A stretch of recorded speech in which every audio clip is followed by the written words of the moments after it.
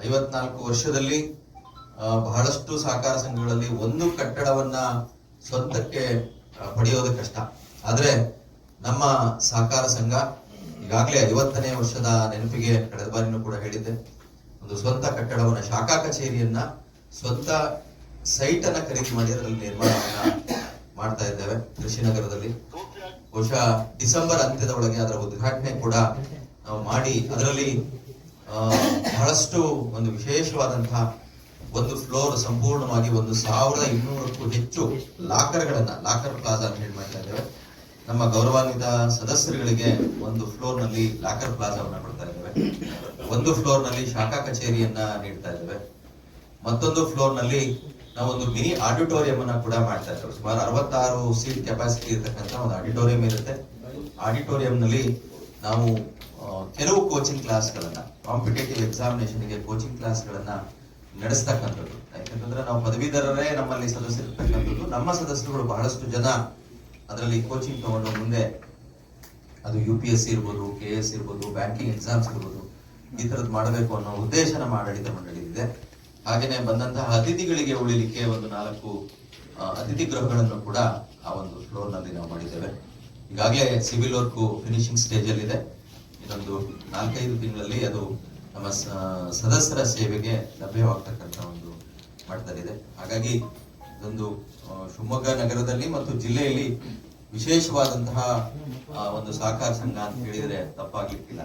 ಯಾಕಂದ್ರೆ ಇಡೀ ರಾಜ್ಯದಲ್ಲಿ ಪದವೀಧರರೇ ಈ ತರದ ಸಹಕಾರ ಸಂಘ ಮಾಡ್ಕೊಂಡಿರ್ತಕ್ಕಂಥದ್ದು ಕೆಲವೇ ಒಂದು 7-8 ಜಿಲ್ಲೆಗಳಲ್ಲಿ ಮಾತ್ರ ಇದೆ.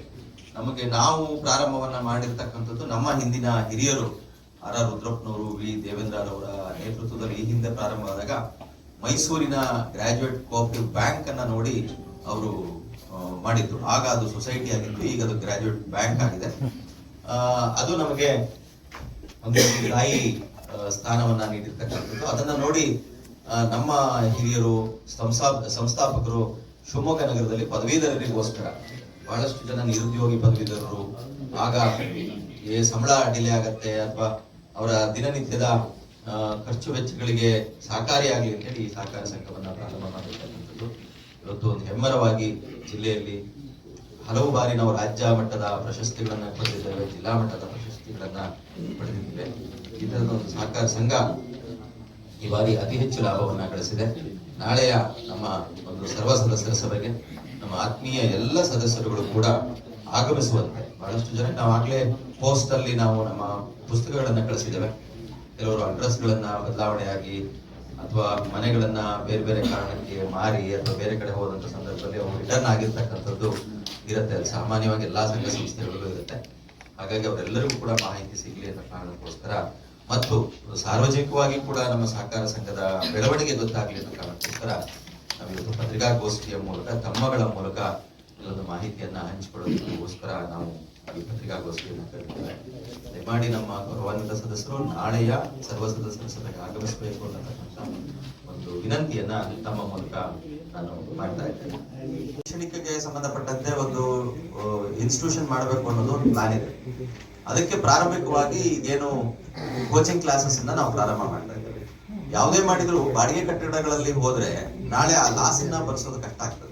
ಹಾಗಾಗಿ ಸ್ವಂತ ಕಟ್ಟಡದಲ್ಲೇ ಮಾಡಬೇಕು ಅನ್ನೋಂಥದ್ದು ನೆಕ್ಸ್ಟ್ ಪ್ಲಾನ್ ಕೂಡ ಇದೆ. ನಾವು ಒಂದು ಸೈಟ್ ಅನ್ನು ತಗೊಂಡು ಅದರಲ್ಲಿ ಒಂದು ಎಜುಕೇಶನ್ ಇನ್ಸ್ಟಿಟ್ಯೂಷನ್ ಅನ್ನ ಪ್ರಾರಂಭ ಮಾಡುವಂತದ್ದಿದೆ. ಹಿಂದೆ ಒಂದು ಹಾಸ್ಪಿಟಲ್ ಕಾನ್ಸೆಪ್ಟ್ ಅನ್ನ ಕೂಡ ನಾವು ಮಾಡ್ಕೊಂಡಿದ್ವಿ. ಅದಕ್ಕೆ ಸಂಬಂಧಪಟ್ಟಂಗೆ ನಾವೇ ಒಂದು ಆಸ್ಪತ್ರೆಯನ್ನ ಕೂಡ ಕೋಆಪರೇಟಿವ್ ಹಾಸ್ಪಿಟಲ್ ಅನ್ನ ಮಾಡಿದ್ವಿ. ಆದ್ರೆ ನಮಗೆ ತುಂಬಾ ಜನ ಸದಸ್ಯರುಗಳು ಸ್ಪಂದಿಸದೇ ಇದ್ದ ಕಾರಣಕ್ಕೆ ನಾರಾಯಣ ಹೃದಯಾಲಯ ಜೊತೆ ಟೈಅಪ್ ಮಾಡ್ಕೊಂಡು ಸುಮಾರು 6-7 ವರ್ಷಗಳ ಕಾಲ ಅವರು ನಮ್ಮ ಜೊತೆ ಅದನ್ನ ನಡೆಸ್ಕೊಂಡು ಬಂದ್ರು. ನಮ್ಮ ಮೆಂಬರ್ಸ್ ಮತ್ತೆ ಫ್ಯಾಮಿಲಿಗಳಿಗೆ ಡಿಸ್ಕೌಂಟ್ ಫೆಸಿಲಿಟಿಯನ್ನು ಕೊಡ್ತಾ ಇದ್ರು. ಅವರು ಅದನ್ನ ಬಿಟ್ಟ ಮೇಲೆ ಈಗ ಡಾಕ್ಟರ್ ಶಿವಕುಮಾರ್ ಅಂತ ಹೇಳಿ ಬಂದಿದ್ದಾರೆ. ಅವರು ಕೂಡ ಅದೇ ತರ ಟೈಅಪ್ ನಲ್ಲಿ ನಮ್ಮ ಜೊತೆ ಇದ್ದಾರೆ. ಈಗ ಶಂಕರಯ್ಯ ಹಾಸ್ಪಿಟಲ್ ಅವರು ಕೂಡ ನಮ್ಮ ಜೊತೆ ಟೈಅಪ್ ಬಂದಿದ್ದಾರೆ. ನಮ್ಮ ಸದಸ್ಯರು ಮತ್ತೆ ಅವರ ಕುಟುಂಬದ ವರ್ಗದವರಿಗೆ ಅವರಿರ್ತಕ್ಕಂಥ ಏನೇನ್ ಫೆಸಿಲಿಟಿ ಇದೆ ಅದರಲ್ಲಿ ಡಿಸ್ಕೌಂಟ್ ಫೆಸಿಲಿಟಿಗಳನ್ನ ನಮಗೆ ನೀಡುವಂತ ಟೈಅಪ್ಗೆ ಅವರು ಬಂದಿದ್ದಾರೆ. ಇಷ್ಟು ಇದನ್ನ ನಾವು ನಮ್ಮ ಗೌರವಾನ್ವಿತ ಸದಸ್ಯರಿಗೆ ಕೊಡ್ತಾ ಇದ್ದೀವಿ.